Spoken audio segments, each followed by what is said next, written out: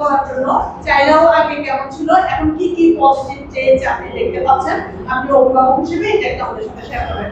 ধন্যবাদ সবাইকে, নমস্কার এবং ছোটদেরকে শুভেচ্ছা। আমার ছেলে আসলে সাফল্য তারকার মধ্যে দেওয়ার পরে অনেক কিছু চেঞ্জ হয়েছে। বিশেষ করে আমি দেখেছি ওর মধ্যে সহমর্মিতা, যেটা আমি অনেক সময় আমার খুব কষ্ট হয়।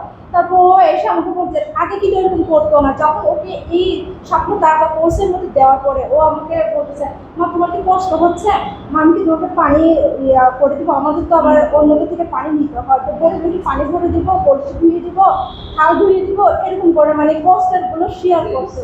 তো এটা একটা ভালো লাগলো। তারপরে ওর একটা আরেকটা হচ্ছে কি, ও যখন একটা সেন্ট রিচার্ড স্কুল মানে মিশন স্কুলে যখন পড়তো, তখন হচ্ছে কি মানে অতটা সুযোগ হতো না আর কি। যখন ওকে স্কুল পরিবর্তন করা হলো, হাই স্কুলে দেওয়া হলো, ওরা দেখি যে ওর মানে প্রত্যেকটা কাজ ওর নেতার একটা গুণাবলী, যে যেগুলো একটা দলের মধ্যে যে কাজগুলো করবে তার দলের মানে কাজটা হচ্ছে ও অংশগ্রহণ করবে সব। স্যারেরা বলছে হ্যাঁ চলো তুমি তো ভালো, তুমি কাজটা এগিয়ে নিয়ে যাও, তুমি তোমার নেতৃত্বের কারণে অন্যান্যরাও সাহস পাবে।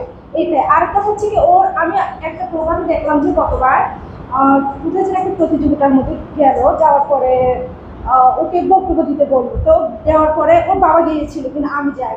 তো ওর বাবা তো আশ্চর্য হয়ে গেলো, বলে যে এ অমুকের মা, বলে যে আমি তো আশ্চর্য হয়ে গেছি, আমি তো বলছি ছেলে কথা বলতেই পারবো না, তুমি ওকে কি শিখাইলা? তো আমি বলছি না আমি কিছু শিখাইনি, শুধু আমি ওকে একটা সাফল্য টাকা দিয়েছি, আর যদি পারি আর কয়েকটা কোর্সে আমি দিতে চাচ্ছি, মানে আপনি কি বলেন? তো ও বলে যে দেখো পারো কিনা। এটাই। ধন্যবাদ সবাইকে।